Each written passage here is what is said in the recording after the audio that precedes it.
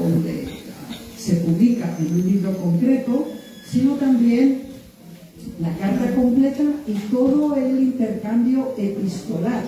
Porque claro, cuando nosotros recibimos una carta, no es tan común, pero digamos un correo electrónico, ha habido un precedente, ha habido un antes, ha habido un después, y hay que conocer todo ese intercambio con un individuo especial y específico para tener la visión completa del caso. Y esto se ha hecho, y aquí vamos a considerar específicamente, únicamente, como les digo, las que están mencionadas en este capítulo de El Hogar Adventista, ¿sí? No quiere decir que no hay más, pero vamos a analizar por causa del tiempo única y exclusivamente esta sección.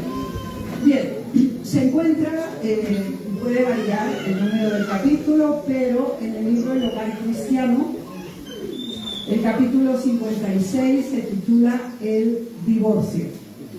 Lo primero que queremos hacer cuando tomamos un libro que ha sido publicado después de 1915, fíjense que esto es fundamental. Es decir, los libros que fueron publicados durante la vida de la profeta y los libros que fueron publicados después. Esto marca la diferencia porque todos los libros posteriores a 1915 son compilaciones. Las compilaciones no implican que su contenido no es correcto, porque sí están basados en escritos. Lo que ocurre es que la combinación de esos escritos no ha sido revisada directamente por la escritora, sino por el grupo designado como los fideicomisarios o los guardadores de tales publicaciones. Por lo tanto, lo primero que tenemos que hacer ante cualquier publicación es identificar la fecha inicial de publicación, ¿sí? Algo que también es muy importante y que a veces no tomamos en cuenta es analizar el prólogo o la introducción. Esto es muy importante por dos razones fundamentales. La primera es porque explica la motivación para que tal libro se haya publicado, y segundo, los lineamientos que se han seguido para realizar tal acopio de escritos y convertirlos en un libro. Por lo tanto, esto nos ayuda a poder ver el contenido o la estructura interna de este libro basado en los criterios previamente expuestos en la introducción o en el prólogo. Simplemente yo he elegido la parte de este prólogo, de esta introducción o de este prefacio que tenemos en este libro, que lo encuentran bajo el Hogar Cristiano o el Hogar Adventista, que está relacionado con la composición de contenido del libro. Y leámoslo. Dice así, está firmado en 1952, es la primera vez que se hizo esta publicación, los fideicomisarios de la Corporación Editorial. Al compilar esta obra, se han obtenido extractos de los escritos de la señora A.G. de White, producidos a través de 7 décadas, pero una buena parte ha sido espiada de los miles de artículos que ella preparó para las revistas de la denominación. Las obras publicadas, los testimonios especiales que vieron la luz en forma de folletos y los archivos de manuscritos han contribuido también a enriquecer el volumen.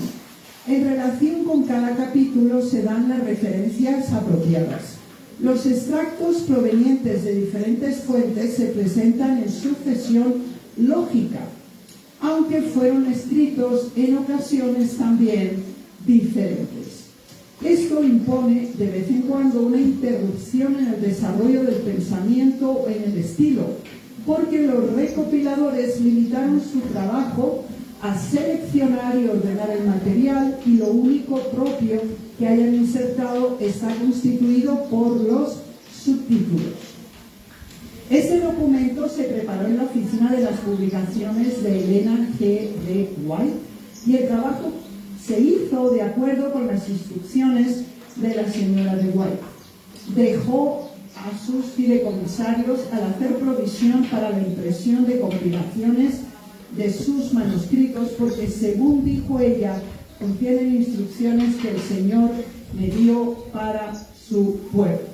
Bien, el resto de los párrafos son importantes, pero nos vamos a ceñir estrictamente a esta parte.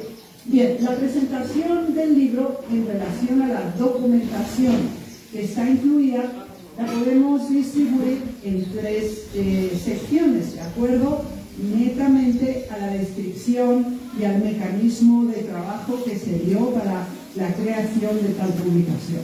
Primero, se mencionan diferentes tipos de escritos y se nos dice que son extractos de estos escritos. Por eso tenemos que ser muy cuidadosos con los términos y con la explicación introductoria al uso, al manejo y a la exposición de tales publicaciones. Primero se nos dice que se conforma de artículos, de obras publicadas en general, de testimonios especiales y de manuscritos.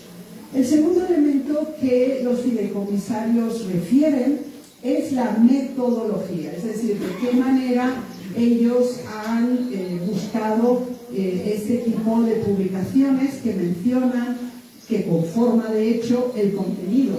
Dice, se han colocado de acuerdo a una sucesión lógica. Aquí ya vemos un elemento de subjetivismo propio, es decir, la sucesión lógica de acuerdo a los fideicomisarios. Y segundo, los subtítulos no pueden considerarse como parte del escrito original porque no existían. Así que los subtítulos son una inserción. Así que nunca pueden considerarse como un elemento orientativo. Toda esta información la tenemos en el prólogo. Posteriormente, el tercer elemento que se usa como razonamiento para la existencia de tal compilación es que se basa en las instrucciones y en los manuscritos. El testamento de la hermana White es un testamento que es público y que uno lo puede leer. Tiene varios testamentos, pero el testamento que tiene que ver directamente con las publicaciones, no tenemos el tiempo de analizarlo, lo tenemos, también está traducido, no corresponde lamentablemente a esta argumentación, ¿sí? Bueno, entonces cuando ya tenemos la presentación del libro y es obvio que es una compilación, vayamos directamente a la estructura del capítulo. Esto es muy importante. Es decir, generalmente nosotros leemos porque en forma secuencial, tal como está en el capítulo, ¿sí? Entonces leemos párrafo por párrafo y desarrollamos la idea simplemente fundamentada en la forma en que la narración o las distintas secciones de estas fuentes son presentadas. Algo que es muy importante, ustedes pueden ver algo, esta es simplemente la estructura tal cual está en el capítulo. Después veremos la otra versión. Esta es como está en el capítulo. Bien, el primer subtítulo, y recuerden, los subtítulos no forman parte de la declaración profética. Los fideicomisarios la han formulado por ellos mismos. Esto es importante porque el subtítulo ya nos induce a comprender el párrafo de una manera específica, ¿cierto?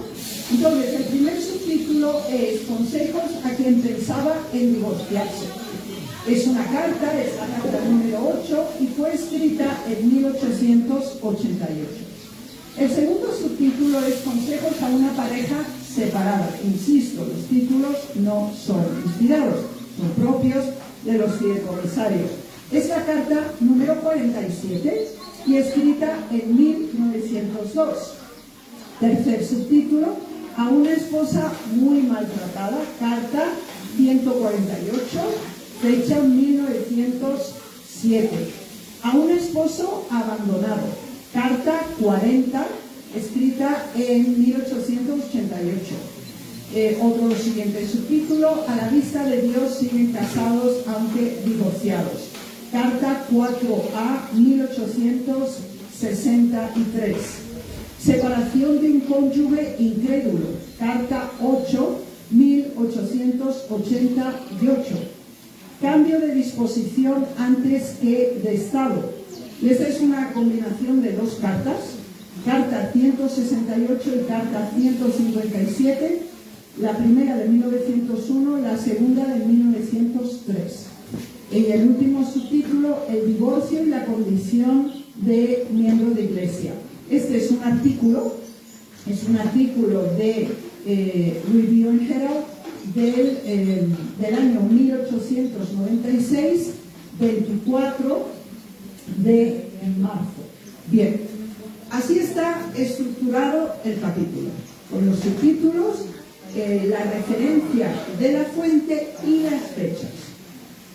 Ustedes simplemente por esta estructura de capítulo pueden llegar a conclusiones significativas, porque estudiar la estructura interna de un capítulo nos ayuda a comprender el esqueleto, ¿sí? No es el contenido, pero sí nos permite ver la forma en que está estructurado y nos va a dirigir a una idea específica. Vamos a ver esta misma estructura porque si ustedes tengan en mente el anterior esquema, volvamos un momento, las fechas no son cronológicas, ¿sí? Ustedes recuerdan que la introducción al libro dice que se ha establecido una secuencia lógica. Es obvio que no es una secuencia cronológica. Bien, esto es importante. Nos damos cuenta que tenemos 1988, 1902, 1907, después tenemos 1888, después tenemos 1863. Y algo que es muy interesante, que nosotros tenemos la misma carta, que es la carta 8, con un subtítulo, y la misma con otro subtítulo. ¿Sí me hago entender? Por ejemplo, si ustedes ven la primera, es consejos a quien pensaba en divorciarse, carta 8, 1888. Y cuando ustedes van aquí, ¿qué ocurre? Es la misma carta del mismo año con otro subtítulo. Hermanos, por eso les digo que ustedes estudien la estructura interna del capítulo antes de simplemente proceder a la lectura y orientar toda su línea de pensamiento en los subtítulos que no forman parte original de la fuente. Y el prefacio, por eso tienen que leerlo, porque van a entender la forma en que ha sido estipulado el acopio o la compilación y la preselección de tal documentación. Tenemos el último subtítulo. Es un artículo y ahora es de hecho el artículo más antiguo, es de 1868. ¿Sí? Entonces, si hubiéramos seguido la secuencia, debería estar el artículo de la revista, en primer lugar y así sucesivamente. Estos elementos son importantes porque nos ayudan a conocer el contexto histórico, hermanos, porque sabemos que la revelación acerca del sábado, por ejemplo, cuando los adventistas empiezan a guardar el sábado, la guardan de 6 a 6 y posteriormente entienden que no, con el estudio de Andrews, que es de puesta de sol a puesta de sol. Ahora, si usamos nosotros los testimonios de la fecha cuando ellos guardan el sábado de 6 a 6, pues es diferente del posterior. Entonces, la línea secuencial en el tiempo es fundamental para una comprensión adecuada. Bien, Ahora lo vamos a ver en orden cronológico, es decir, vamos a usar las mismas fuentes, pero las vamos a colocar en el orden. Primero solamente en función de los autores. Vamos a ver a quién estaba dirigida. Entonces, si ustedes recuerdan, teníamos la carta 8 de 1888, que es la misma carta y está dirigida a un doctor que trabajaba en el sanatorio de Battle Creek. Pero recuerden que está con dos subtítulos diferentes. Es como si fueran dos casos diferentes, pero es el mismo caso. Es el mismo individuo a quien se ha escrito la carta y es la misma situación. Pero el capítulo está bajo dos casos diferentes. Eso es muy importante. Entonces, la carta primera y también la carta 8 es el mismo individuo. Bien, entonces ese es un caso. Aunque lo tenemos como dos casos, es un solo caso. Después, nosotros tenemos varios que no hay referencia acerca de a quién va dirigida, cómo se recibió. Inclusive, nosotros solicitamos formalmente a los fideicomisarios y tenemos la correspondencia mantenida con ellos, que por ejemplo la carta 4A no existe. No existe. O sea, ellos no nos la pudieron facilitar. ¿Qué dicen? Y nosotros preguntamos, porque cuando pedimos todas las cartas estaban todas, ¿sí? Pero esta no. Entonces ellos dijeron, posiblemente no la incluimos, permítanos 2 o 3 días más y se la enviamos. Pasan 2 o 3 días, no pasa nada, nosotros volvemos a contactarnos con ellos, hablo personalmente con el encargado. De hecho, fuimos en persona, no para ese tema en específico, pero para otros, y hablamos, y ellos dicen que esa carta está extraviada, o sea, no saben dónde está. Entonces yo les dije, mire, yo les recomiendo que ustedes la eliminen del libro cuando hagan otra próxima edición, porque es una fuente que ustedes no pueden proveer. Sí, pero ha existido en alguna ocasión. Digo, sí, pero ustedes no la tienen ahora como referencia. ¿Bien? Entonces, esto es importante. Entonces, ya tenemos un caso solo, pero como 2 casos diferentes. Tenemos una que no está identificada, no es existente, la carta 4A, y después tenemos la carta 148, la carta 40. Bueno, perdón. La 47 y la 4A no existen. No, la 47 sí existe. No, la única que no existe es la 4A. La 47 sí existe, pero está borrosa la parte superior, entonces se desconoce a quién se dirigía, porque no conocemos, pero sí existe, la carta 47 existe.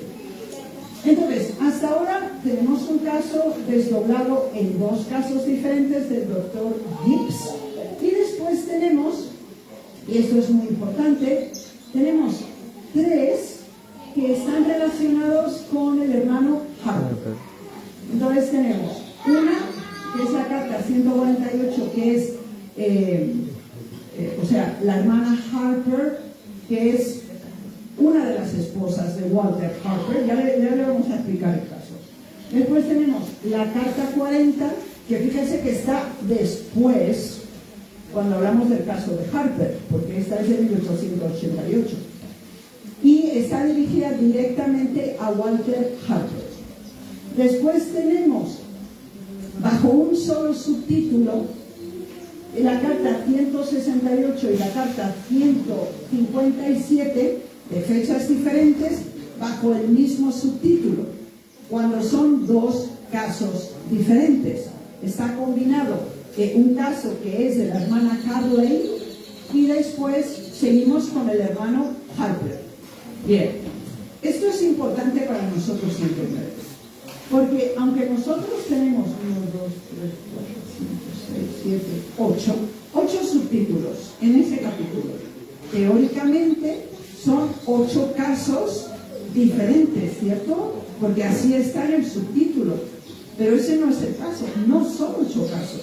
¿Cuántos casos son? Uno, el del doctor Gibbs. Pero lo tenemos 2 veces, como 2 casos, pero solo es un caso. Después tenemos el caso Harper, que es solo un caso, lo que pasa es que hay mucha correspondencia, pero lo tenemos como 1, 2 y 3 casos, pero es solo uno. Después tenemos un tercer caso, que es la hermana Carley, y después tenemos un artículo que es de 1868. ¿Bien? Entonces, ¿qué ocurre? Cuando uno ve 8 subtítulos, piensa son 8 casos, porque cada subtítulo es diferente. ¿Bien? Pero estamos hablando de los mismos individuos en la mitad. Son 8 subtítulos, pero solo son 4 casos. Entonces, es importante que nosotros entendamos esto. Es fundamental la estructura interna. No nos vamos a extender más en este punto, así que vamos a seguir el orden tal cual está presentado. Entonces, la primera carta es la de 1888, es la carta 8 y va dirigida al doctor Gibbs. El texto que tenemos aquí tiene que ver con un problema de incompatibilidad respecto a la fe. Entonces, el doctor trabajaba en la obra, trabajaba en el sanatorio, y ahora ella le escribe y le dice: usted ha tenido ideas erróneas acerca de la relación matrimonial. Nada que no sea la violación del hecho matrimonial puede romper o anular el voto del casamiento. Estamos viviendo en tiempos peligrosos, cuando no hay seguridad en nada que no sea una fe firme e inquebrantable en Jesucristo. No hay corazón que las artimañas de Satanás no pueda enajenar de Dios si no vela en oración. La salud de usted habría sido mucho mejor si su espíritu hubiese gozado de paz y descanso, pero se confundió y desequilibró y razonó incorrectamente con respecto al divorcio. Sus opiniones no pueden sostenerse sobre la base de la cual parte su raciocinio. Los hombres no están libres para crear su propia norma a fin de evitar la ley de Dios y agradar a su propia inclinación. Deben acudir a la gran norma de justicia establecida por Dios. Dios indicó una sola causa por la cual una esposa puede abandonar a su esposo o éste puede dejarla a ella, y fue el adulterio. Esta causa debe considerarse con oración. Bien, lamentablemente no disponemos de tiempo para conocer cómo era la legislación en Estados Unidos en ese momento, que se consideraba en ese tiempo en Estados Unidos la única razón legal para obtener un divorcio era adulterio probado. ¿Sí?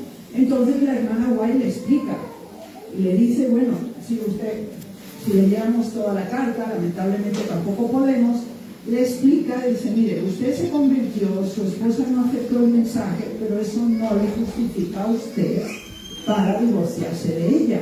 Y le recomienda, por lo que dice el apóstol Pablo, dice: pero ahora su forma de pensamiento es equivocada, usted coloca sus propias normas y obviamente esto no es adecuado.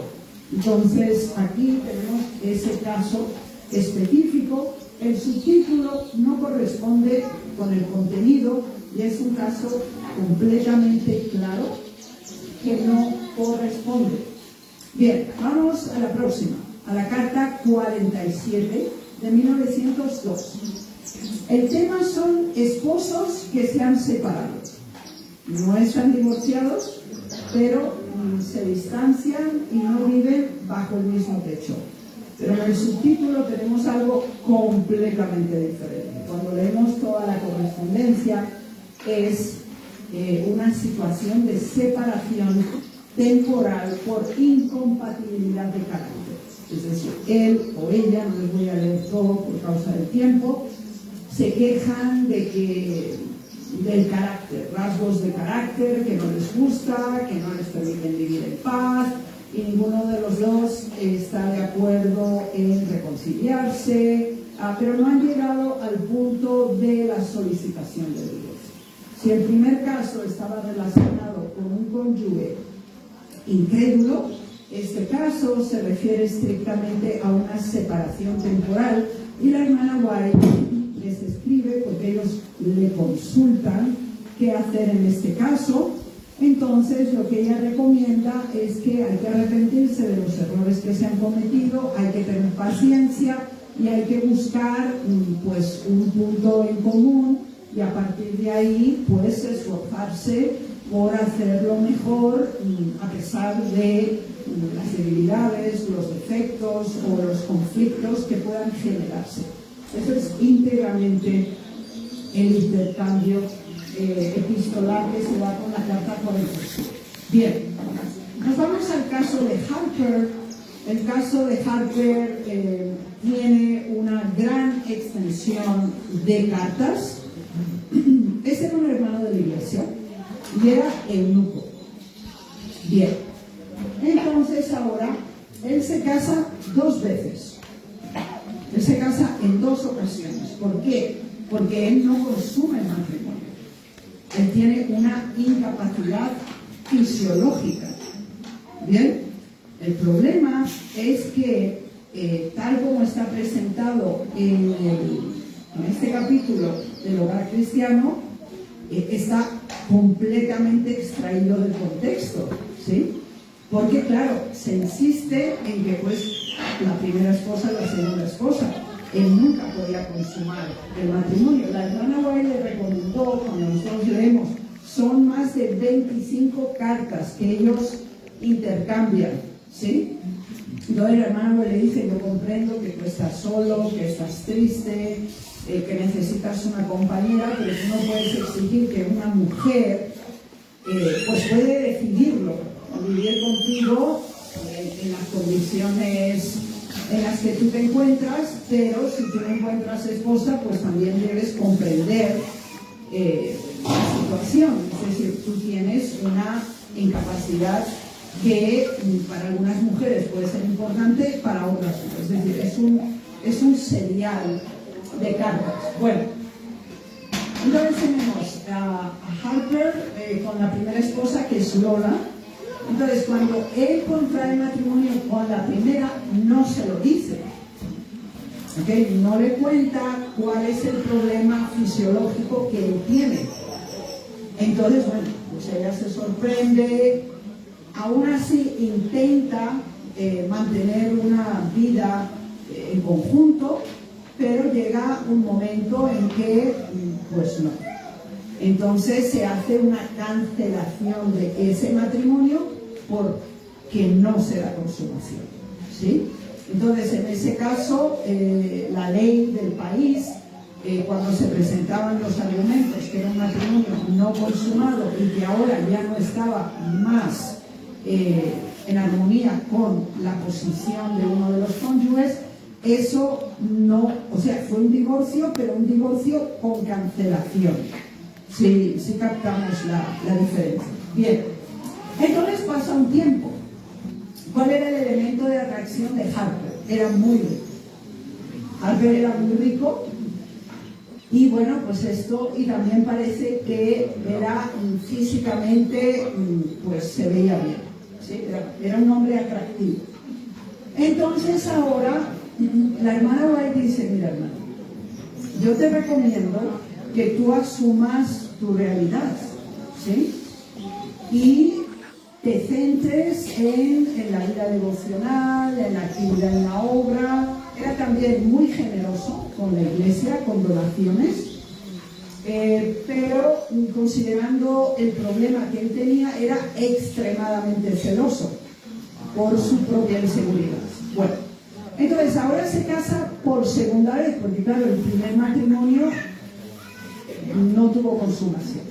Ahora la hermana White le dice, por favor, tú debes comunicarlo a la hermana en cuestión. O sea, él se casa dentro de la iglesia.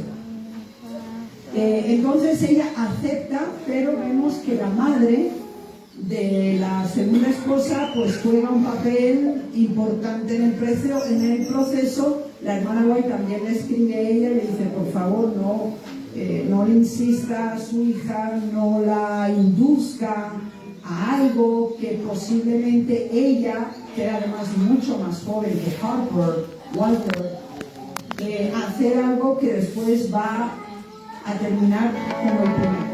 Bien, pero la madre insiste.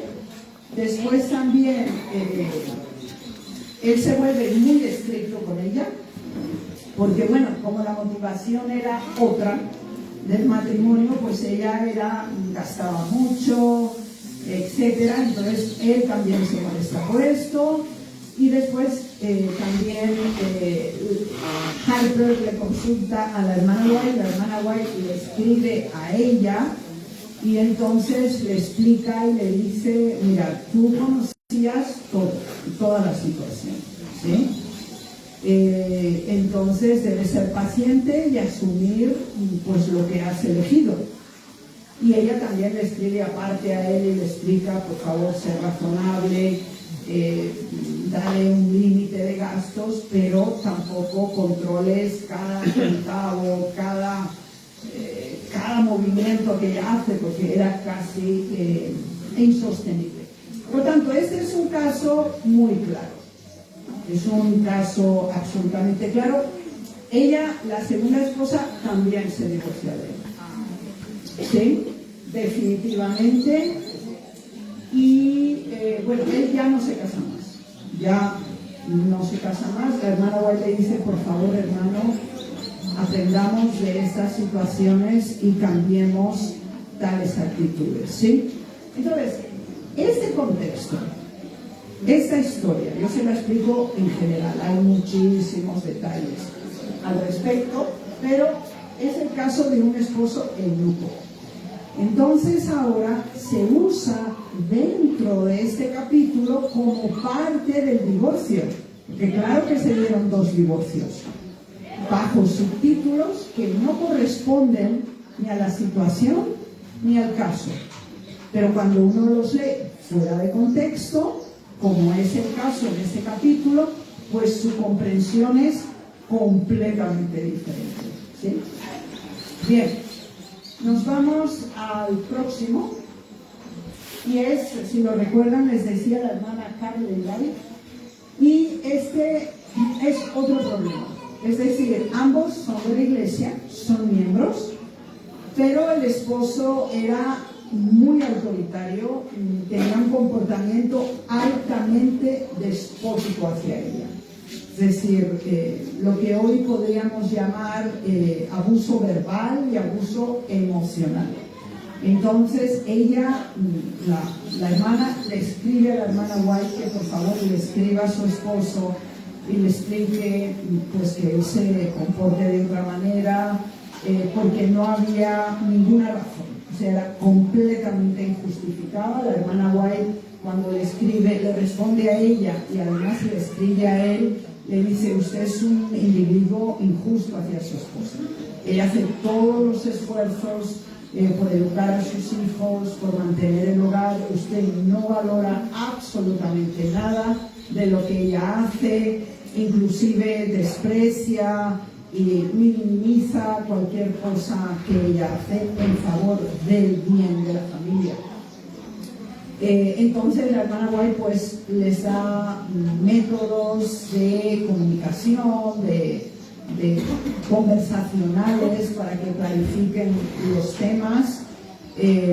Lo que pasa que él no era adinerado, pero de una clase social y académicamente más formado que ella.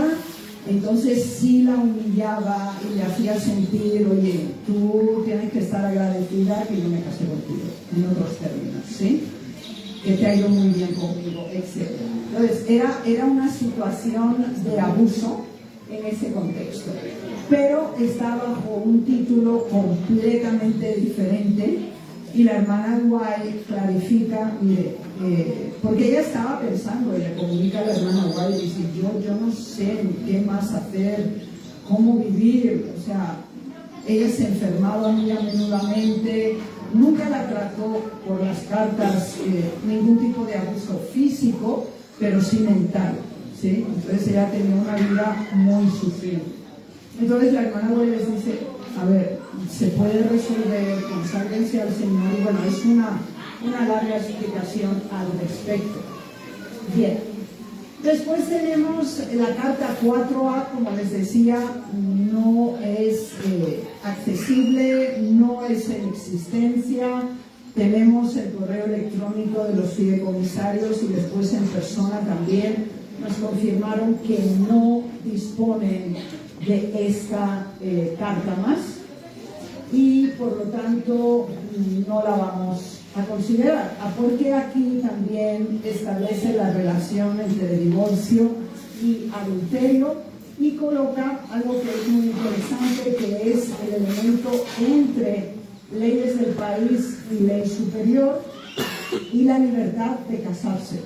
Obviamente no podemos tener referencia a esta fuente, pero sí tenemos otra, que es el caso de Monterrey.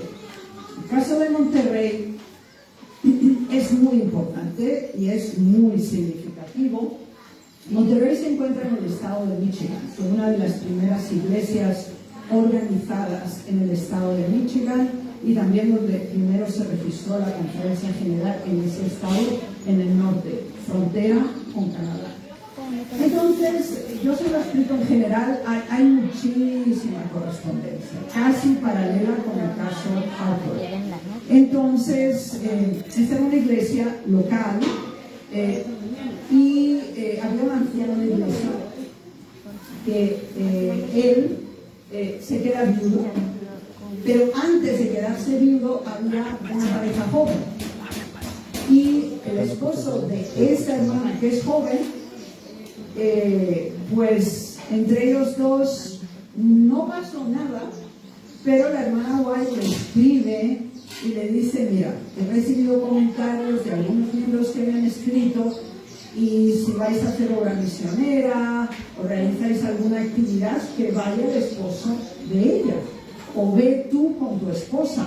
Aún no se había muerto la esposa, porque esa apariencia de mal, o sea, la impresión que dan no es adecuada, pasan demasiado tiempo juntos y la cercanía da una mala impresión. Bien, eso no se toma en consideración para nada. Estas diversas cartas que la hermana White escribe. Ahora, esta joven tenía un problema con su esposo. Todos eran miembros de iglesia. El esposo, antes de ser miembro de iglesia, fue alcohólico y era jugador, era ludópata, es decir, tenía un problema de juego, ¿sí? Con cartas, con dados, etc.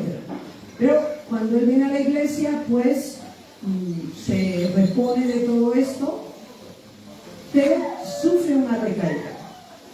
Sufre una recaída, no en la bebida, pero sí en el juego, ¿sí? Entonces, ahí pues se hace una distancia entre ellos, el hermano es disciplinado, tenemos los protocolos de la iglesia de Michigan, que bueno, se habla de ese caso y se explica el cómo, el cuándo, el por qué, y de hecho, quien lo acusa es la esposa, o sea, ella lo denuncia ante la iglesia, ¿sí? Y la hermana White habla sobre él y dice, no lo vamos a justificar, porque lo que ha pasado, ha pasado. Pero ella dijo, es injusto traer su pasado al presente. Que ha habido una recaída, claro que tiene que ser disciplinado, y si hay una reiteración debe procederse a la exclusión. De hecho, él fue excluido de la iglesia, ¿sí? Porque hubo diversas recaídas. Pero la hermana White explica, dice, él es un hombre débil de carácter, pero es una buena persona. Y la esposa debería asistirlo, debería ayudarlo, en lugar de ir con el anciano de iglesia a hacer obra misionera, que la haga en su casa con el esposo, que la acompañe, que esté con él, que no lo deje por ahí solo para que él pues tenga la tentación de caer. Entonces ella menciona que ella es parte del problema en ese proceso. Le escribe a ella, le escribe a él cuando ya lo excluyen, que no pierda la fe, que que siga en la iglesia, que el Señor le va a ayudar, y él es recibido de nuevo. Y después de eso, él no tiene ninguna recaída más. Pero en el intertanto, fallece la esposa del anciano. ¿Sí? ¿Sí me la historia? Bien. O sea, es que son más de 35 cartas. O sea, yo se las resumo. ¿Sí? Si ustedes quieren recibir todas las cartas, no todas están traducidas, pero en inglés están toda la serie, se les puede enviar. O sea, no es un problema y ustedes se toman el tiempo, la leen, la pueden traducir por Google si quieren, porque no todas están traducidas. ¿Sí?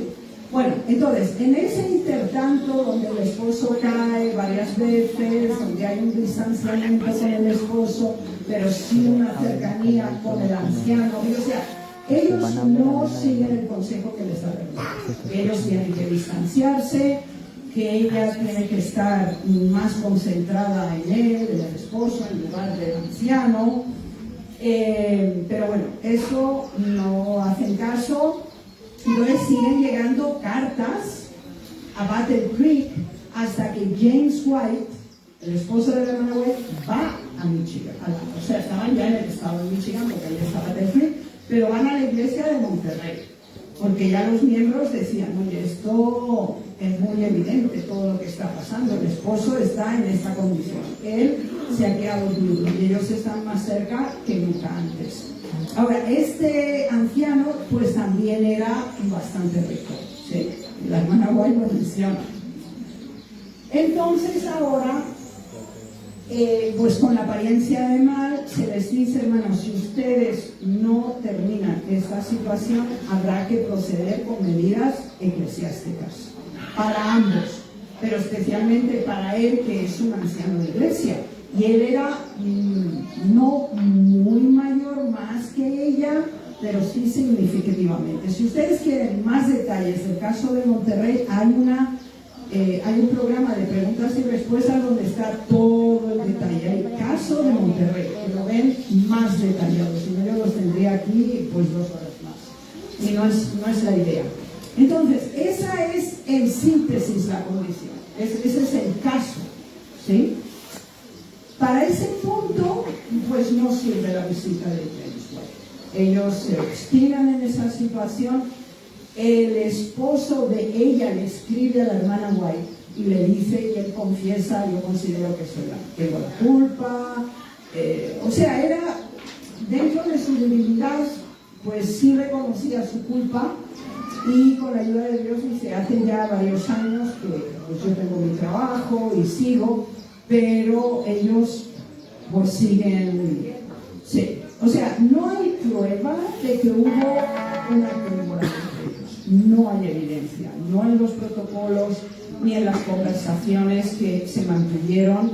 Entonces, el hermano White va por segunda vez y ahora va con otro miembro del campo y ahí sí se deciden que él pues no, él es disciplinado, o sea, el anciano, y se le retira pues la ordenación como anciano, y esta joven pues es disciplinada también.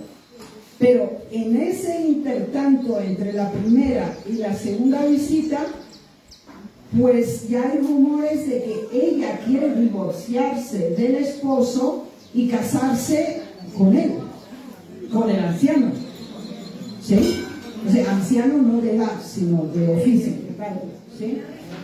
Entonces ahora la hermana White escribe, y es una visión que ella tiene sobre el caso de Monterrey, porque era muy problemático, porque sí había apariencia de mal, pero no había evidencia. Ellos decían que no tenían ese propósito, pero las evidencias demostraban algo diferente. Entonces ella pues escribe al respecto, y entonces le dice claramente, entonces el asunto fue presentado bajo otra luz. Si no hubiera dificultades y Alberto pudiera casarse con ella, Alberto es el anciano, ¿sí? de acuerdo con las leyes del país y no violar la ley de Dios, no debería hacerlo si al hacerlo daña la causa de la verdad presente. Eso es interesante, ¿sí? Entonces, ese es el contexto por el cual se dice: si no hay adulterio, no hay justificación para el divorcio. El problema es que nosotros asumimos el permiso de obtener el divorcio con el permiso del recasamiento. Hermano, eso no es relación causa y efecto. Existe en la iglesia el permiso para el divorcio en ciertas circunstancias específicas, cuando es absolutamente imposible, humanamente hablando, las personas no colaboran para una reconciliación. Pero el hecho de que uno de los miembros quede en la iglesia y esté divorciado no quiere decir que le da el derecho de recasarse. Y eso es lo que Mateo 19 explica, ¿sí? No hemos tenido el tiempo para analizar el Nuevo Testamento. Entonces, ¿qué ocurre? Nosotros pensamos divorcio, automáticamente la otra opción es recasamiento. No, hermanos.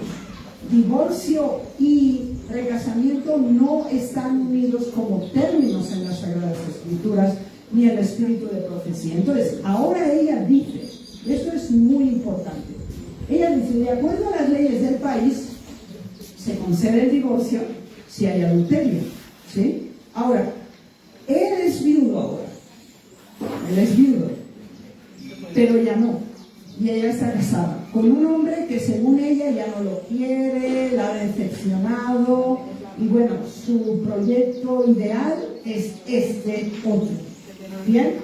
Entonces ella le dice, suponiendo que hubiera sido ese el caso, hubiera habido un caso de adulterio de tu esposo hacia ti, y ahora tú solicitas el divorcio. De acuerdo a la ley del país, pues sería correcto. Pero le dice, ¿cuál es el elemento que nosotros tenemos que marcar aquí? Aunque fuera de acuerdo a las leyes del país, dice, no debería hacerlo si al hacerlo daña la causa de la verdad presente. Esta causa debería ser más querida que la vida misma. Y si al casarse trae una mancha sobre la causa de Dios, su esposa es muy cara. O sea, casarse con la otra que se divorcia del que tenía estas anomalías de comportamiento. Y él no puede ser feliz, porque la bendición de Dios no lo acompañará. Vi que el hermano Alberto ha tenido en alta estima la verdad, se ha sacrificado por la verdad. Ahora puede hacer un sacrificio que está más cerca de que sus posesiones. Debe morir a sí mismo. Está hablando de la acción, ¿sí? El yo debe ser sacrificado, el yo es tocado, su propia voluntad debe ceder y someterse a la voluntad de Dios, ¿sí? Entonces, es muy claro y es fundamental entender que en ningún caso aquí estamos hablando de adulterio. No es el caso, por lo menos no es probable.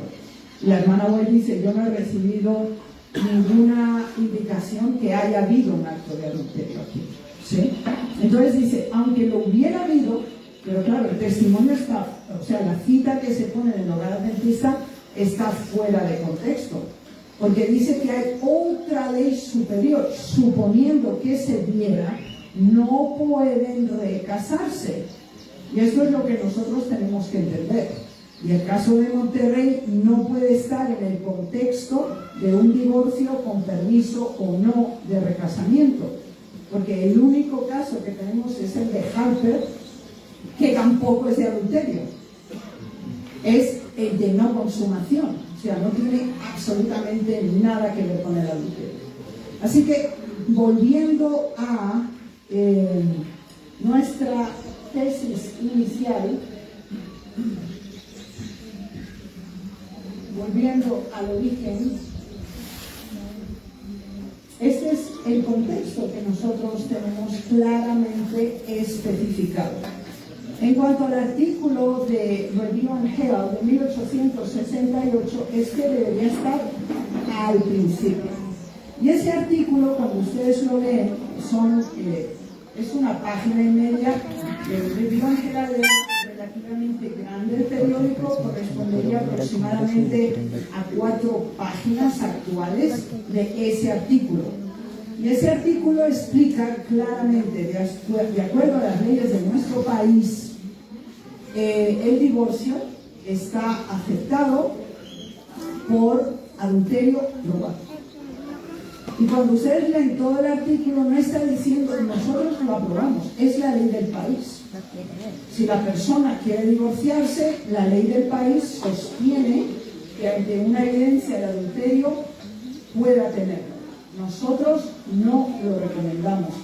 Se explica, y esto es en 1868, que cuando seguimos el Review and Herald y seguimos los temas del casamiento y del casamiento, adulterio y recasamiento, hay una evolución significativa respecto de esta comprensión. De hecho, la hermana White ya escribió cerca del fin de su vida, en 1912, no quiero que me escriban más por temas de divorcio, de recasamiento, de adulterio. No voy a contestar ninguna de estas cartas. ¿De fecha? En 1912. No más. ¿Por qué? Porque ustedes los ponen en mal uso. Ustedes los usan para decir cosas que yo no he dicho. Por lo tanto, no me consulten y si me escriben no voy a contestar tales declaraciones. ¿Sí? Entonces, hermanos, esos son los casos que nosotros tenemos. El caso de Harper, el caso de Gibson o el caso de Monterrey, ustedes lo tienen en cantidad de libros. Básicamente son 4 casos, pero ustedes los tienen en multitud de libros. En el libro de consejos, no recuerdo el título, ¿cómo es español? Sobre vida sexual, no sé cómo se llama. Ok, por ejemplo, ese. Son estos 4 casos, pero ocupan todo el libro, porque es una correspondencia extensa, como les decía, sobre todo con Harper y sobre todo con el caso de Monterrey. Y todos están enmarcados en el contexto del divorcio. El caso de Harper es absolutamente claro. En ninguno de ellos está especificado que él era eunuco. Y se usa como ese argumento. Pero claro, y lo tenemos repetido en cantidad de lugares, párrafo separadamente o varios párrafos. Entonces, cuando nosotros lo leemos en una forma tan extensa, entonces dice, bueno, pero el suelo de los divorcios era algo súper común, súper fácil y algo realmente que correspondía a la dinámica. Sin embargo, los únicos 4 casos que tenemos son esos. Ahora, que se usen esas publicaciones en diferentes contextos, en diferentes libros y distintas secciones de esas publicaciones, pues sí se da. Y eso es una realidad. Por eso, hermanos, no quiero tomarles más tiempo, porque sí, o sea, se puede hacer, si ustedes buscan preguntas y respuestas, tenemos 8 presentaciones sobre todo este tema.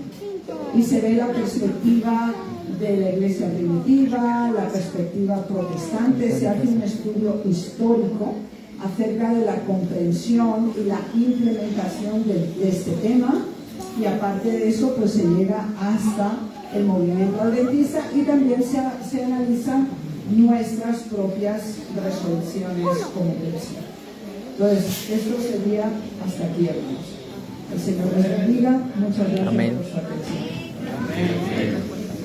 Bueno, creo que ha quedado un poco más claro para muchos este tema de las cartas. Estamos preguntando si ya está el desayuno. ¿Qué dicen? No. Ya que tenemos fresco la presentación. Quiero saber si hay preguntas, levanten la mano en orden. 1, 2, 3, 4, 5. Pregunto, ¿quieren papelito o quieren hacerlo verbal? Muy bien, si hay papelito, pásenmelo. Y que quiera hacerlo con el micrófono, también lo va a hacer. Pero hagamos una oración.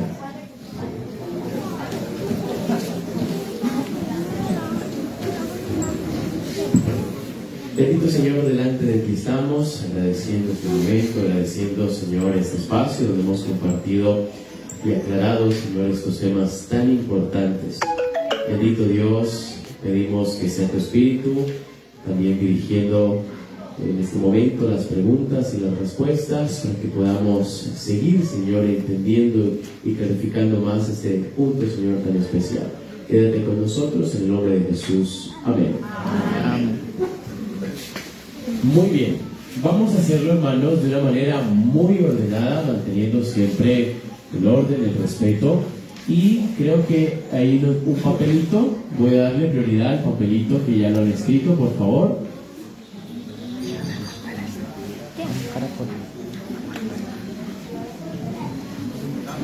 Muy bien, pero no tiene nada de papel. Es una pregunta.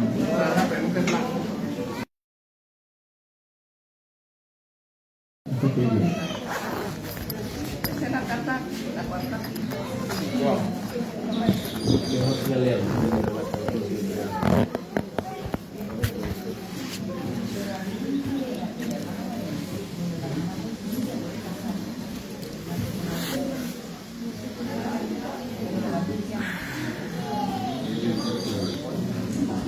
Un miembro de la iglesia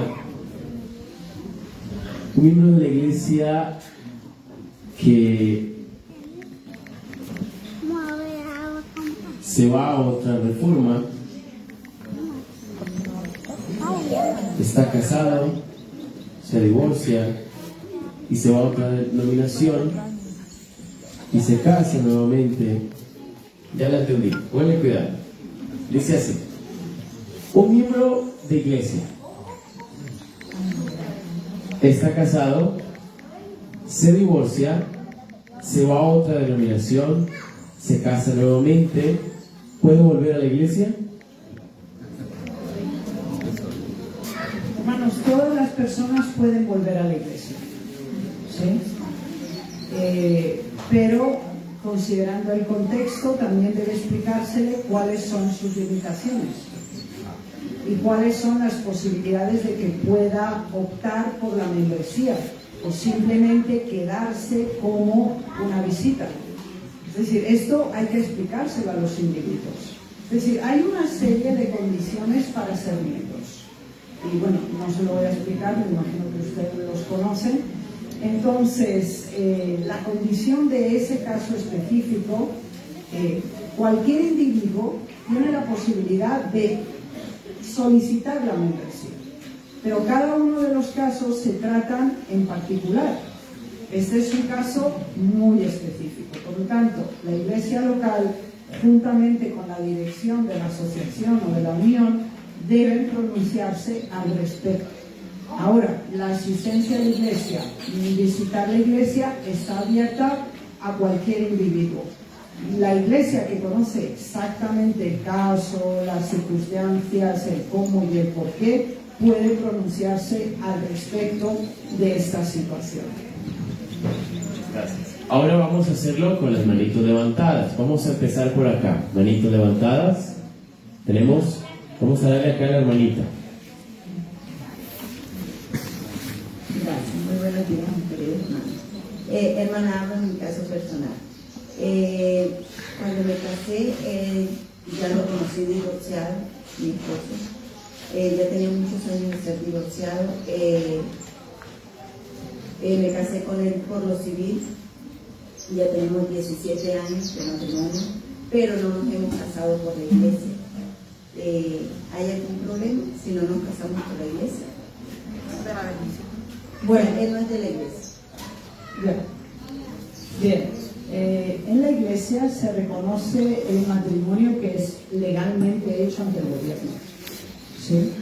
Entonces, si ustedes contrajeron matrimonio civilmente y es un matrimonio legal, se reconoce tal matrimonio, ¿sí? Hay muchas personas que vienen a la iglesia casadas que se han casado por lo civil o en otras iglesias, la iglesia católica o las protestantes, ¿sí? Entonces, lo que se reconoce es el matrimonio legal, en todas las circunstancias. Lo que ocurre es que cuando ambos son miembros, ¿sí? Nosotros como miembros debemos valorar la bendición que la Iglesia nos da, ¿sí? Entonces, si hay países donde los pastores no tienen la legitimación legal para legalmente certificar el matrimonio, yo les doy mi caso, ¿sí? Yo me casé en España.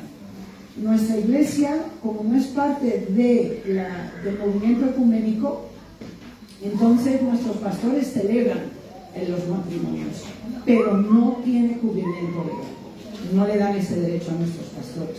Entonces, ¿qué ocurre? Nosotros nos casamos civilmente y a los 3 días hicimos la boda religiosa, porque para nosotros era más importante la religiosa, pero claro, eso no quiere decir que puedes pasar por alto la civil, ¿sí? Y también nosotros no mantuvimos ningún tipo de relación ni consumimos nuestro matrimonio hasta que se dio la boda religiosa, ¿sí? La que para nosotros es vinculante. Entonces, ¿qué ocurre? Depende de las circunstancias. Pero si usted vino a la iglesia legalmente casada, es miembro de la iglesia, su matrimonio es legal y usted es una mujer casada. Muy bien, vamos ahora por esta parte de acá. Tenemos acá, en este lado, hermano. Vamos a hacer uno aquí y otro acá, para que todos puedan entonces participar. A ver, levanten las manos para por favor verlos. Tenemos acá solo 2 preguntas. Vamos a dar acá al hermano Tarazona y posteriormente al pastor. Hermana, me surge una inquietud y es bueno para que quede claro a la hermandad. Y es en respecto del matrimonio civil que se da. Y muchas veces, muchos casos se demoran en efectuar la boda religiosa en la iglesia. En ese trayecto de demora, de pronto un mes o más, esa pareja civilmente ya está constituida como matrimonio. Si ellos consuman el matrimonio antes de la ceremonia religiosa, ¿qué carácter se da? O sea, ¿están pecando o simplemente no se adelantaron o cómo podemos definirlo? Bien, hermanos, yo me imagino que ustedes hacen la consejería prematrimonial, ¿sí? Y tenemos publicaciones para la guía del pastor, del obrero, que les da la consejería prematrimonial. Son 10 lecciones, ¿sí? Con un cuestionario, con el texto, etc. Bien, entonces cuando estamos hablando de que son miembros de iglesia los dos, correcto. Entonces uno les explica esto, ¿sí? Entonces tampoco vamos a estar vigilándolos qué hacen o qué dejan de hacer, hermano, porque nosotros no somos una secta, ¿sí? Igual que cuando la persona se compromete a ser vegetariana, no vamos en la mitad de la noche a su casa, abrimos la refrigeradora a ver si tiene carne o no tiene carne. Es decir, aceptamos la declaración de fidelidad que el individuo expone, a no ser que haya evidencias claras al respecto.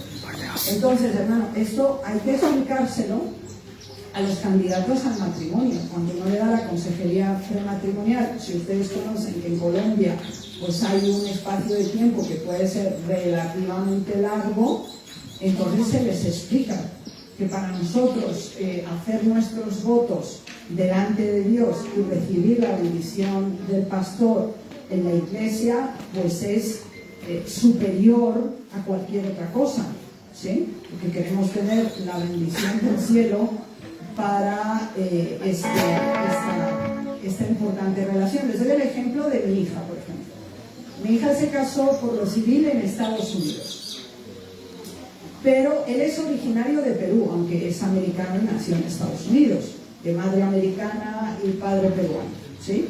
Entonces, los dos son miembros de iglesia, pero para que no hubiera problemas de papeles, ellos se casaron primero civilmente en Estados Unidos.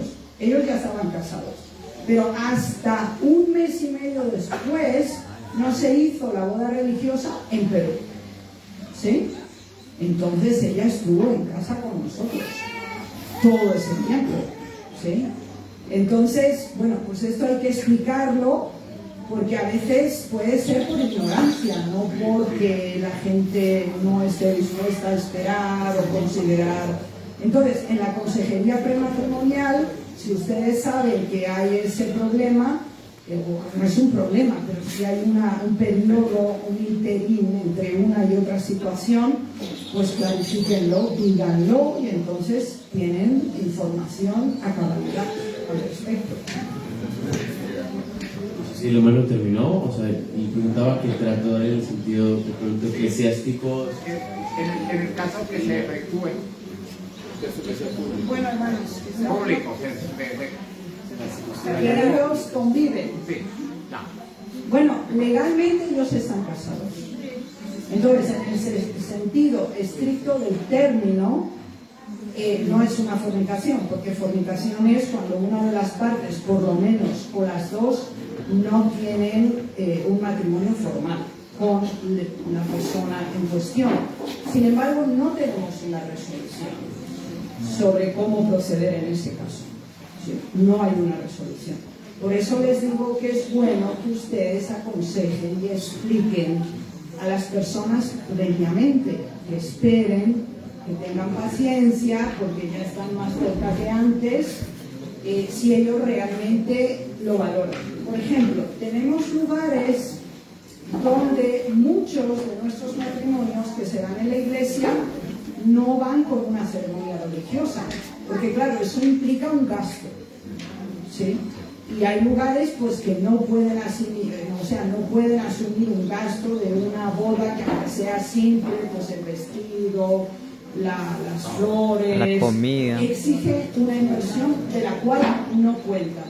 Entonces simplemente se presenta ante la iglesia a este nuevo matrimonio como matrimonio realizado y se les da una bendición y ya está. Entonces, claro, no es toda la parafernalia del vestido, de la entrada, del paquete, porque si la situación económica no lo permite, pues, pero igual se les da la bendición en ese contexto. Eso es lo que yo le puedo decir. Yo no puedo decir algo que no está arreglado en ese estricto término, ¿sí? Para cerrar ya lo del hermano, entonces, ¿se considera una caída o no se considera una caída? Para cerrar. Hermanos, ellos están casados legalmente. Que, a ver, si nosotros consideramos que la bendición en la iglesia es superior a una firma ante el gobierno, nosotros daremos prioridad a recibir esa bendición. Ahora, como les digo, si ocurre en el periodo intermedio una convivencia, no hay una resolución al respecto. Entonces, no esperen de mí que yo les diga, bueno, está bien, está mal. O sea, yo no puedo pronunciarme al respecto. O sea, mi juicio personal no corresponde a lo que debemos o no hacer. Es decir, hay resoluciones o no hay. Y en ese contexto, eso es lo que les puedo contestar. Me queda muy claro esta parte. Vamos entonces por esta nave para que el hermano se ha puesto de pie. Hermana, quisiera que me hiciera el favor de explicarnos Mateo 19 y creo que la otra parte creo que es Mateo 5. Bien, hermanos, si ustedes lo desean y disponen del tiempo, no tengo problema. De explicarlo en detalle, necesitamos la pizarra y lo hacemos. Ahora, piensen que eso va a tomar más o menos unas 2 a 3 horas. O sea, está a su criterio. Si ustedes así lo desean y la organización del evento lo permite, no tengo ningún problema. Pero debe decidirlo la dirección de este congreso. Vamos entonces a analizar. Muchas gracias. Vamos entonces por acá. En cuanto a la pregunta, prácticamente lo que dice el hermano. Pero la respuesta no me quedó clara. ¿Por qué? Porque aquí nosotros, o sea, había la personal, un concepto, que el matrimonio, coronel, como se llama, coronel, corona, es para las señoritas. Entonces Entonces, la pregunta que él hace, que yo entendí que, o que yo quise entender, es que si la persona se casó en un periodo y consume el matrimonio, sería entonces legal delante de Dios hacerlo con velo y corona cuando ya consumó el matrimonio. ¿Entiendes? Entonces la pregunta es correcto que una joven que no sea señorita se le haga en la iglesia de velo y corona? Esa es mi inquietud. Pero yo he entendido que esa bendición es para la Virgen, ¿sabes? Que le hacen la ceremonia, es para la Virgen. Entonces, una vez que ya está casada, que ya consumió esa parte, no tiene ese privilegio. Es algo que yo tengo entendido. Yo quiero que tú me lo aclares, que pienso que eso es lo que él preguntó. Que después que la persona se casaron, consumaron el matrimonio, ahora es lo correcto que lo hagan, que le coronan de toda la iglesia cuando ya no vive. Bien, hermanos, vamos a ver. Nosotros Hermanos, miren, cada pregunta es importante. Nosotros tenemos que tener esa capacidad de escuchar con mucho respeto. Así ya tengas la respuesta, vamos a escuchar. Vamos a escuchar para que podamos avanzar, porque esa murmuración, se queda ahí esa emoción también de todos preguntar, y todos van a tener el espacio, pero hagámoslo todo decentemente y con orden. Amén. Vamos a escuchar, para que la hermana pueda entonces responder y posteriormente seguimos con los demás. Gracias. Hermanos, en la iglesia no se pide prueba de virginidad a ninguna persona. La iglesia, o sea, si se pide a una mujer prueba de virginidad, se debe pedir al hombre prueba de virginidad. A ambos, igualitariamente. Entonces, hermanos, cuando alguien son miembros de iglesia, vienen del mundo, después se conocen en la iglesia estos dos jóvenes y piden el matrimonio, ¿sí? Se le da el curso prematrimonial, etc. Nosotros no tenemos el derecho de preguntarle a esa joven, ¿usted es virgen o no es virgen? No tenemos el derecho. O sea, ustedes pueden decir, bueno, este es nuestro entendimiento y yo lo respeto, pero en la regulación que nosotros tenemos en la iglesia, a nadie le preguntamos si es virgen o no es virgen. Porque, hermanos, eso es algo totalmente íntimo y personal. Eso es algo que entre ellos tienen que resolver. Eso es algo completamente personal. Tampoco le preguntamos al joven, ¿usted es virgen? Entonces, hermanos, a ver, nosotros sobrepasamos los límites que a nosotros nos corresponden como directores de iglesia o como dirigentes. Es decir, nosotros tenemos que preocuparnos, uno, que sean miembros en buena condición. Si uno está en disciplina, pues no se puede proceder con el matrimonio.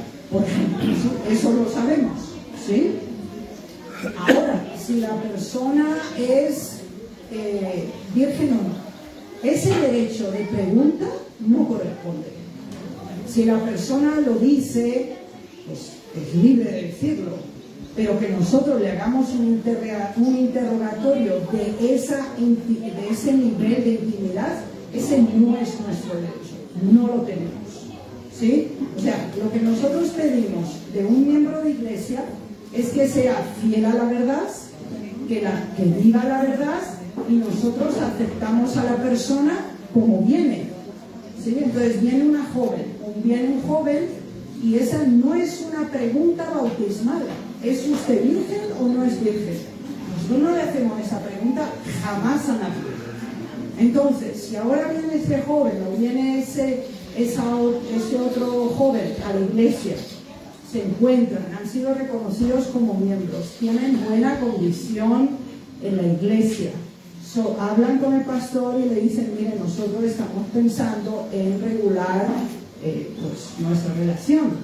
Y entonces el pastor, el obrero, le ofrece la consejería prematrimonial.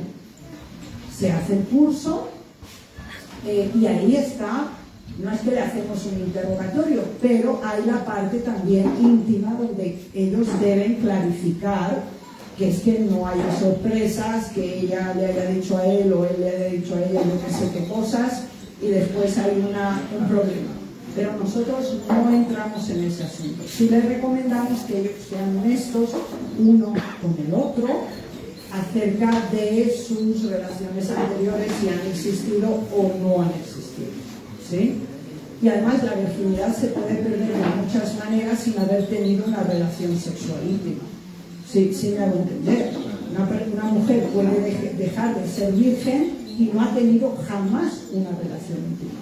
Sí me hago entender. Entonces, por eso nosotros no entramos en ese tema. Entonces ahora, pues el matrimonio se da porque tiene la aceptación de la Iglesia y hermano, hasta ahí es nuestra función. Nosotros no podemos entrar, y la hermana Guay lo dice, jamás podemos entrar en la cámara nupcial, ¿sí? Entonces, hermano, nosotros tenemos que entender los límites que nosotros también tenemos. O sea, eso es parte de la intimidad del individuo y de esa nueva pareja.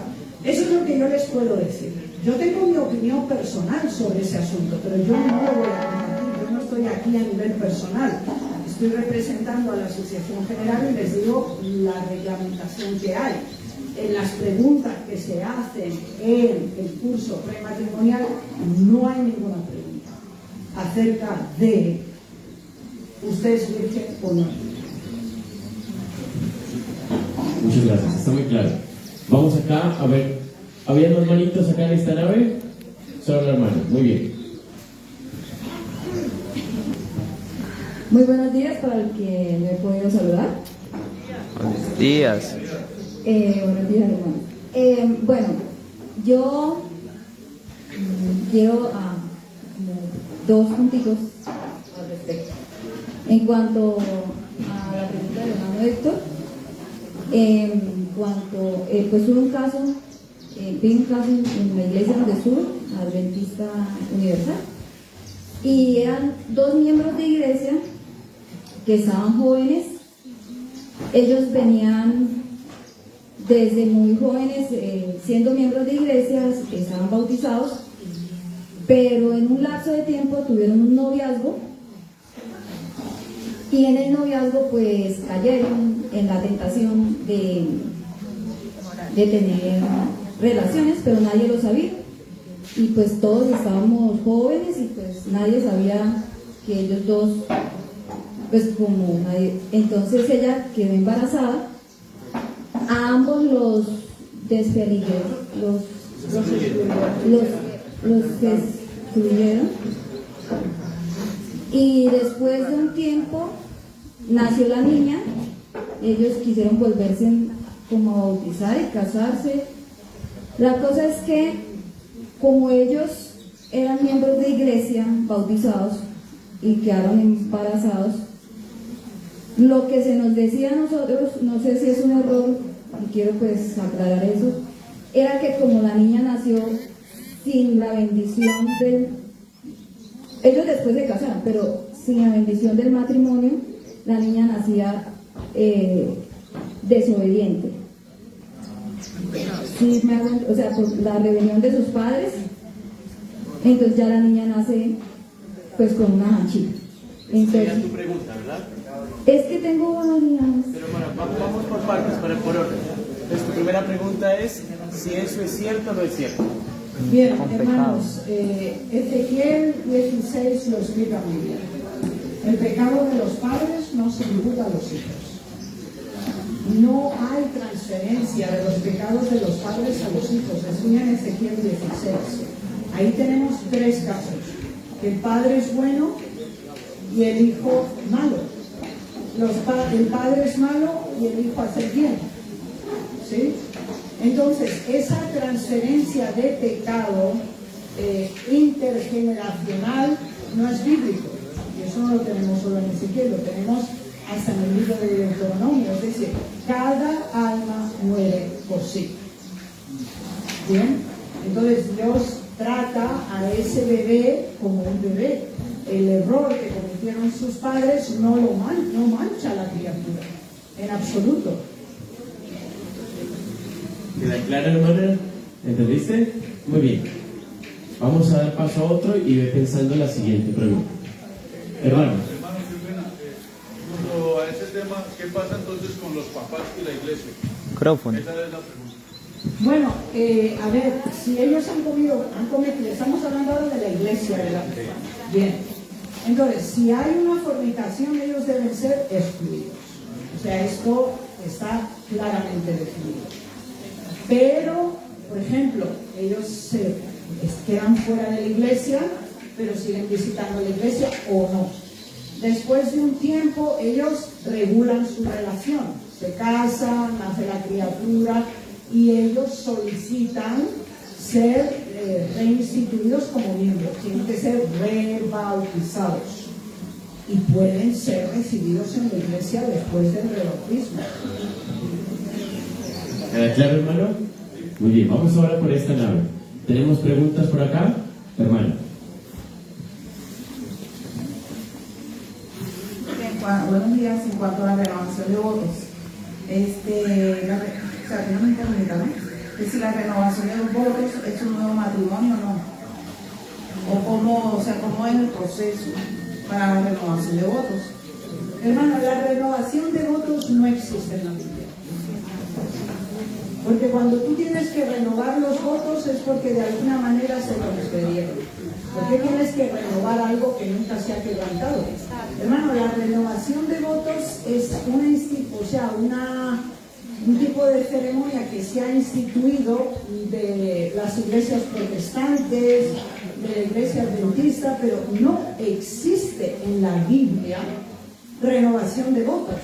Por lo tanto, no hay regulación porque no es bíblico la renovación de votos, hermanos. Y procede de otras denominaciones. Si nosotros solo pensamos en el término, y yo he visto algunos vídeos y todo que se pone vestido de novia, bueno, todo un proceso. Hermanos, eso en la Biblia no existe. Y si nosotros participamos en esto, quiere decir implícitamente que hemos quebrantado los votos. A ver, nosotros tenemos que entender en lo que nos involucramos, porque exacto, el pacto matrimonial, porque es renovación. ¿Por qué tú renuevas algo? Porque no sirve, porque está quebrado. Entonces, hermanos, si nosotros pensáramos lo que significa esa ceremonia en la cual nosotros nos estamos insertando, estamos públicamente declarando que nuestro voto lo hemos quebrantado. O sea, es que nosotros tenemos que entender lo que hacemos y tenemos que entender que esa ceremonia no existe en la Biblia. Hermana, pero en nuestra iglesia acá, o sea, en Venezuela, ¿se está practicando eso? Renovación de votos. Bueno, hermano, yo no sé lo que ustedes practican. Ahora, lo que yo les explico es que no es bíblico, no tiene ninguna fundamentación y por lo tanto no hay ninguna resolución, porque eso es contrario a lo que, o sea, solamente entendiendo lingüísticamente lo que significa. ¿Nos escuchamos? Sí. Entonces, si yo digo, yo voy a participar en renovación de votos, ¿por qué tengo que renovarlos? ¿Por qué? Porque los he quebrantado, hermano. Es que nosotros, yo no sé si comprendemos el idioma o qué es lo que nos está pasando, pero entonces ahí pasan toda una serie de parejas, hacen unos juegos, o sea, yo me he negado a participar en esto, ¿sí? Pero, hermano, lo primero de todo es que no es bíblico, no existe en la Biblia esto, punto uno. El matrimonio es único y para toda la vida, que queramos fiesta, que queramos yo que sé qué, hermanos, eso, los aniversarios no existen en la Biblia.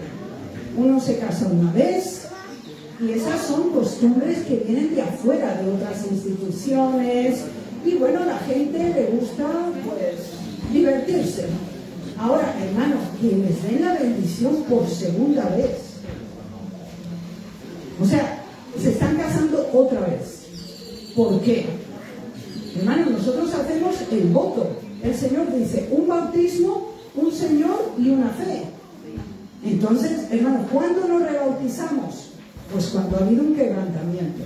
¿Por qué hacemos renovación de votos? O sea, no sé cómo explicarlo, sinceramente se lo digo, o sea, significa todo lo contrario de lo que se supone que pasa, ¿sí? Entonces, o sea, es sentido común y fundamentación bíblica el proceso, no existe en la Biblia.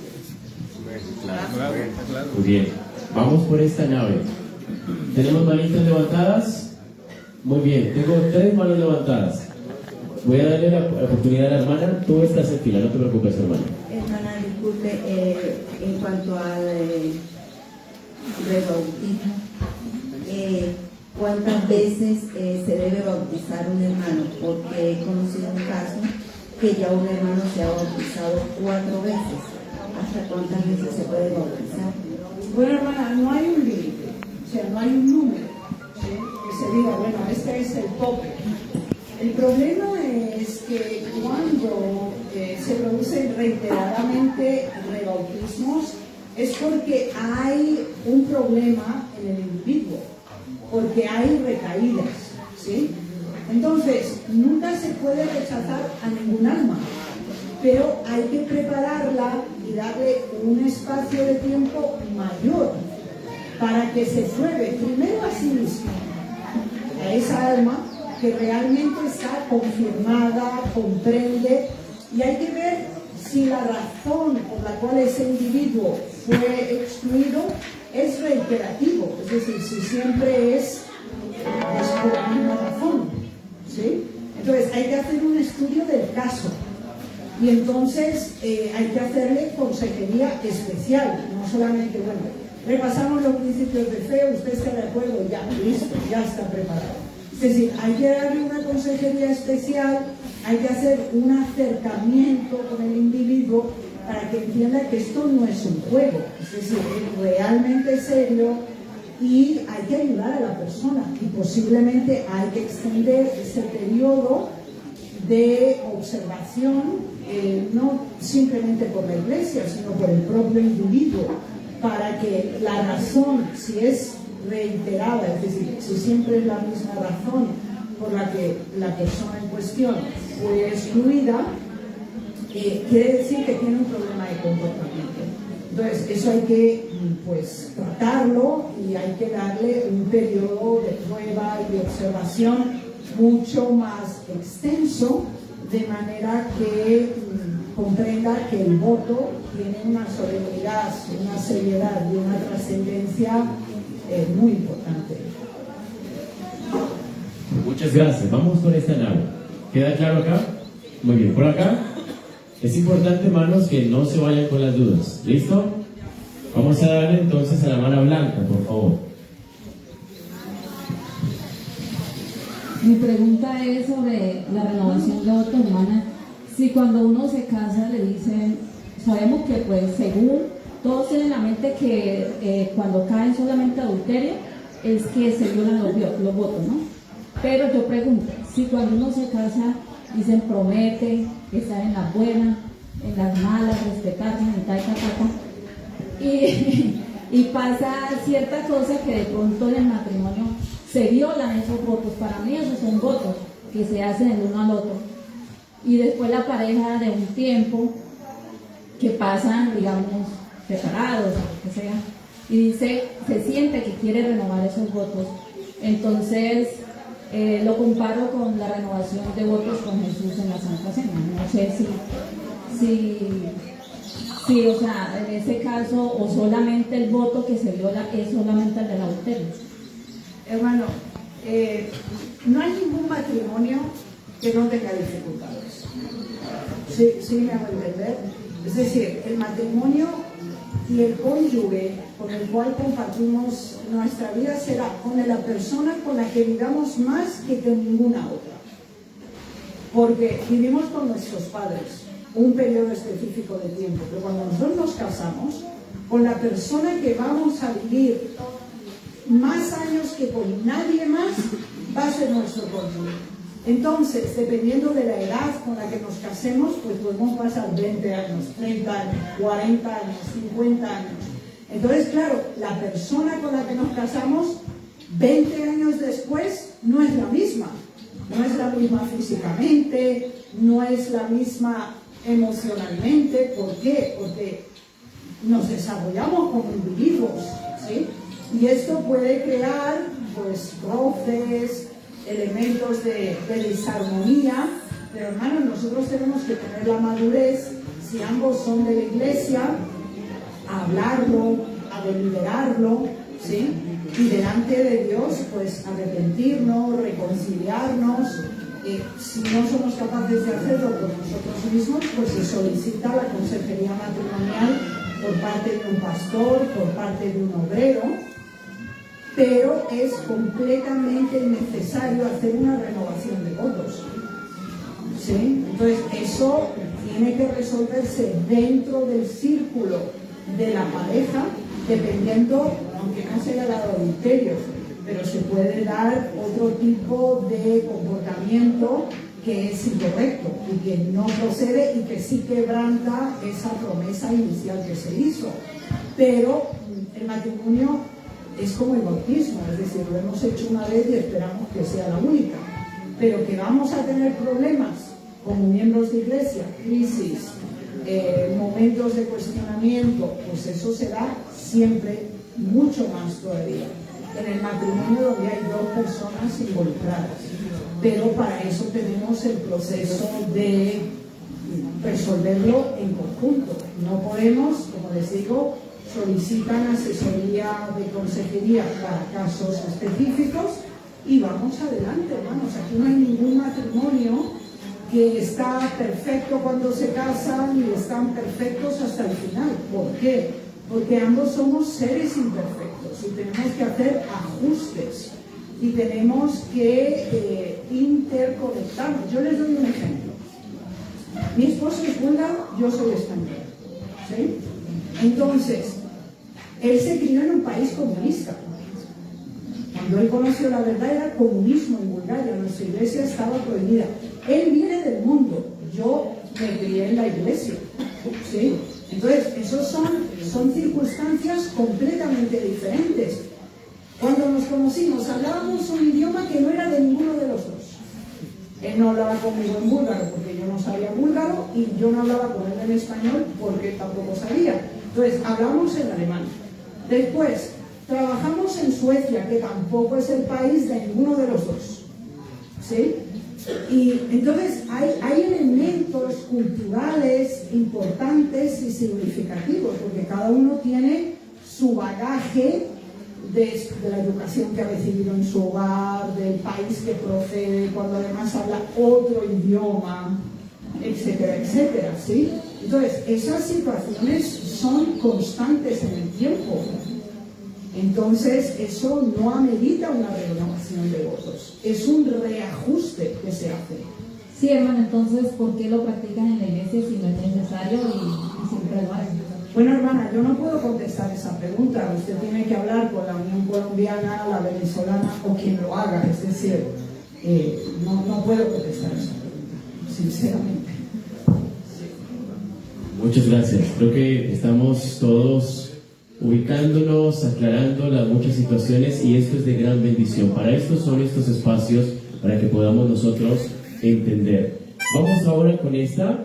¿Hay alguien más en esta nave que tiene una pregunta? Hermana, ya te voy a dar la oportunidad, solo voy a permitir que los que no han participado lo hagan y sigues tú. Sigue acá el hermano que no ha participado. Gracias, hermano. Buenos días para todos. Hermana, el rebautizamiento no es bíblico, porque pues como lo vemos en Efesios 4:5, pues dice una sola fe, un solo Dios, un solo Señor y un solo bautismo, ¿no? Pues no es bíblico, o no sé, de pronto me equivoco, pero bíblicamente no es. De todos modos, pues como miembros de iglesia, pues igual estamos viviendo las tentaciones, estamos viviendo en un mundo pues en que podemos de pronto caer en alguna situación, ¿no? Entonces, de pronto sería importante, pues para que lleve esta inquietud, ¿no?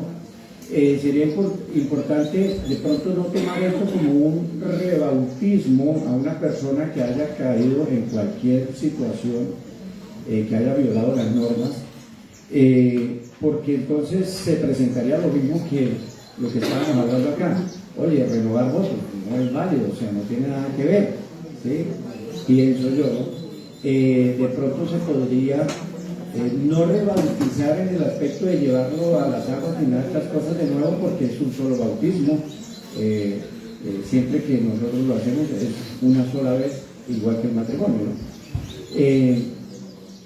Pienso que sería bueno e importante llevar a la persona a un estudio y de pronto únicamente presentarla a la iglesia como que esa persona ya se arrepintió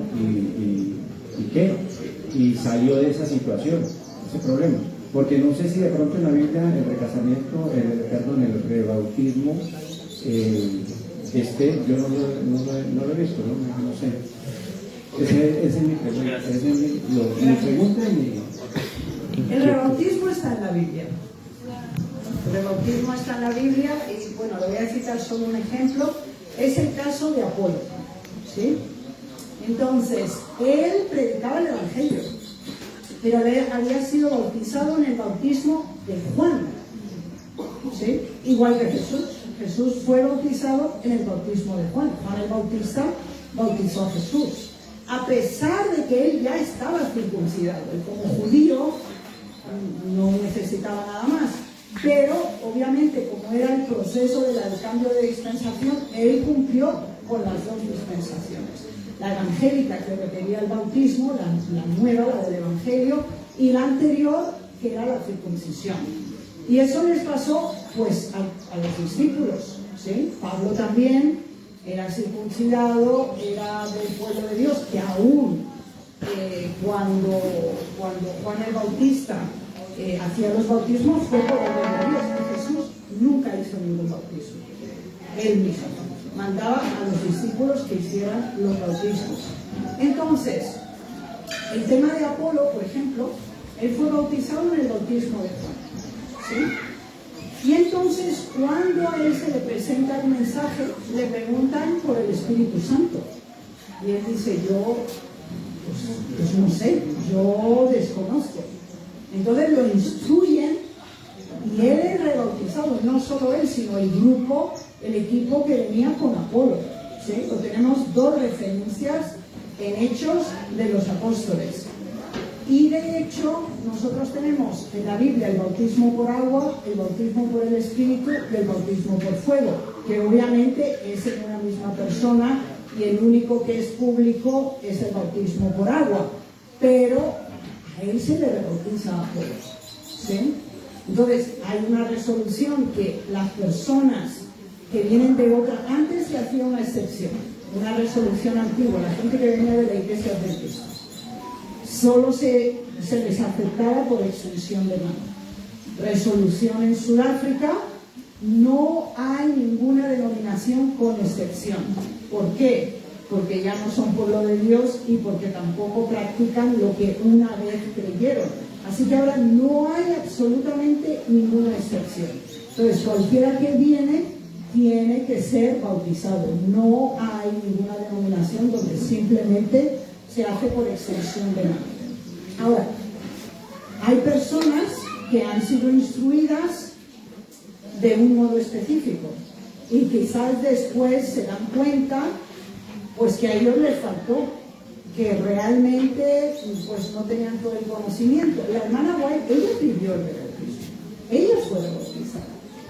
Ellos venían de la iglesia metodista, ella fue bautizada como una niña prácticamente, ¿sí? Pero después ella conoce el sábado, acepta la segunda venida de Cristo y ella pidió el bautismo. Y cuando usted lee el libro Evangelismo, entonces ahí está claramente prescrito que el rebautismo sí se puede dar, ¿sí? Pero la hermana Elena de White se pidió el bautismo cuando ya la iglesia estaba formada como adventista. Previo a la estructura organizativa de 1863. Muy bien, vamos entonces ahora por esta sección. Levanten sus manos para yo recordarlos. Muy bien, iba el hermano Orlando Benítez.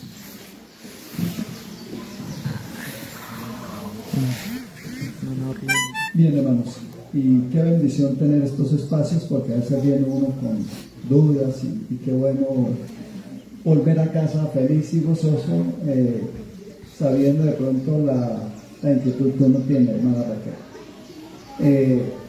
Somos imperfectos y pues de pronto no que vengamos con el bautismo de la Iglesia Católica, que venimos muchos, ¿sí? Pero sí, por ejemplo, hay hermanos que se bautizan una vez y hasta que mueren, amén.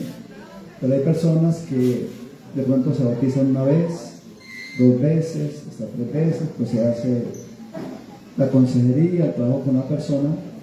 Pero nosotros, no sé si en todas las iglesias, pero antiguamente, no sé ahora también, de pronto la persona se bautiza 2 veces, ¿sí? En nuestra iglesia. Y la tercera se dice que ya no hay bautismo, sino un recibimiento de manos. ¿Qué tan cierto es eso, hermana Raquel? Bueno, en el manual de iglesia no hay esa modalidad, ¿sí? Es decir, si alguien no es que haya tenido una caída directamente de una transgresión abierta, que ameritaría que fuera excluido y a su vez rebautizado, por ejemplo, el libro de evangelismo lo explica, uno puede pedirlo cuando siente que cuando fue bautizado, no es que no le dieran los estudios adecuadamente, o quizá no tuvo la comprensión o la madurez para asumirlos como tal, y siente la necesidad de un rebautismo. Entonces, la extensión de mano es única y exclusivamente después que se ha hecho un bautismo. En este momento no hay nadie que pueda ser integrado a la iglesia simplemente por extensión de mano. La resolución lo dice claramente. Gracias. Vamos por esta sección. Muy bien, ya el hermano había participado, entonces sigue la hermanita que está repitiendo y luego sigue esto, para que sigamos la dinámica. Hermana, la pregunta al punto para que los demás hermanitos también puedan entenderla y preguntar, por favor. Bueno, hermana, mi pregunta es basada en 1 Corintios capítulo 7.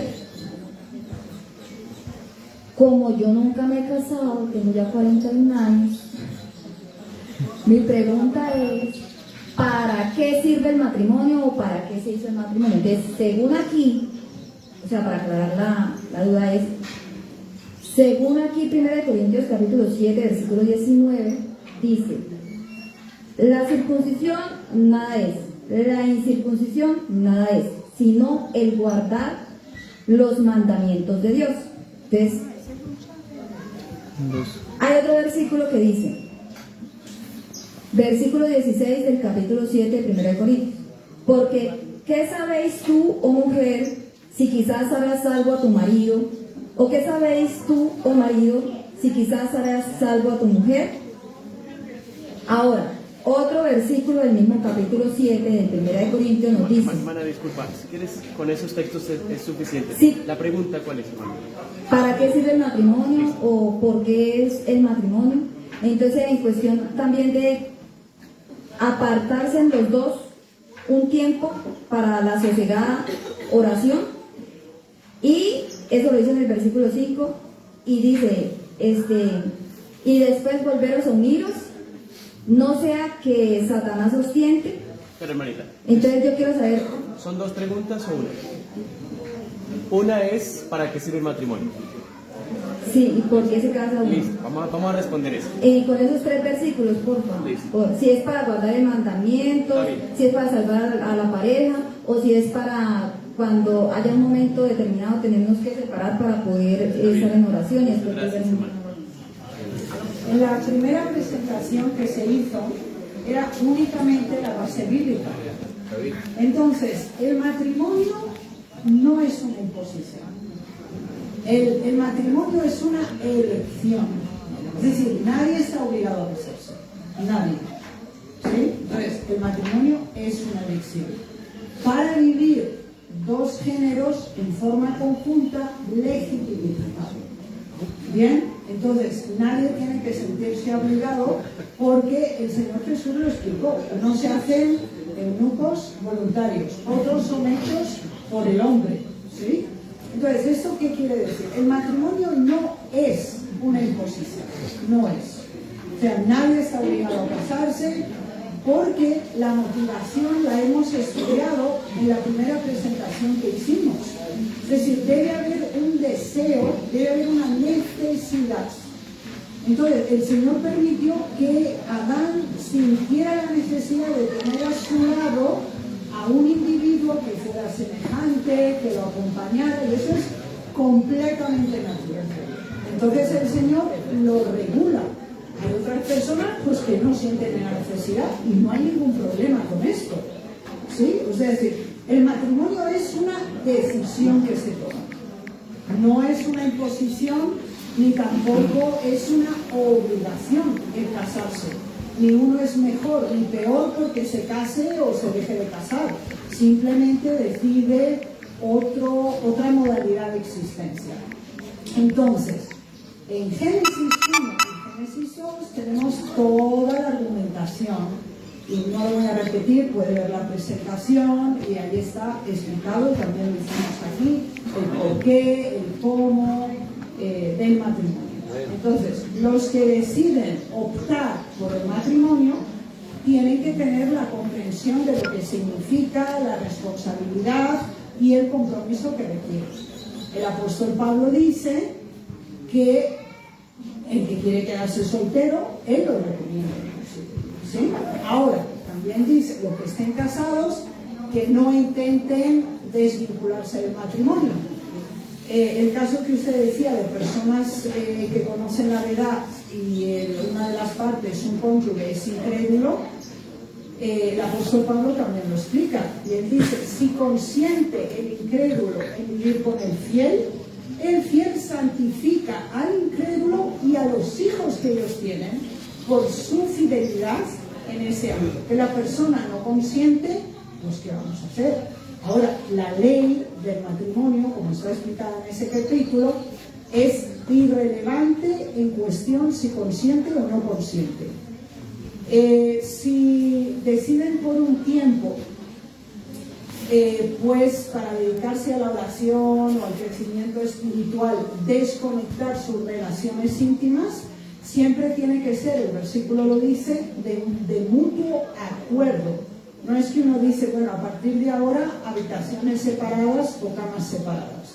Es decir, tiene que ser de mutuo acuerdo y por un periodo específico de tiempo, no algo indefinido. Y también da las razones que ustedes ya las han leído. Entonces, esa sería la respuesta a sus preguntas, hermano. Muchas gracias. Hagamos una oración, mis hermanos.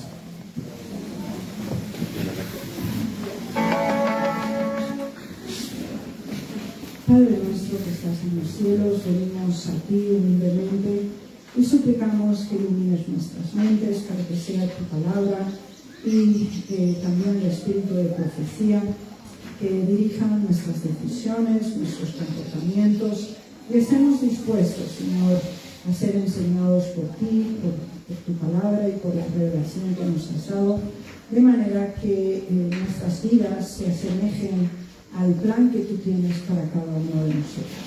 En el nombre de Jesús. Amén. Amén. Mis hermanos, sé que hay más preguntas y nos disculpamos por los que no se alcanzaron a responder, pero tenemos un llamado de la cocina. Así que vamos de una vez a desayunar. Desayunamos y nuevamente volvemos acá porque tenemos una sección también muy especial. Así que no tardemos, vamos a la actividad del desayuno y regresamos acá.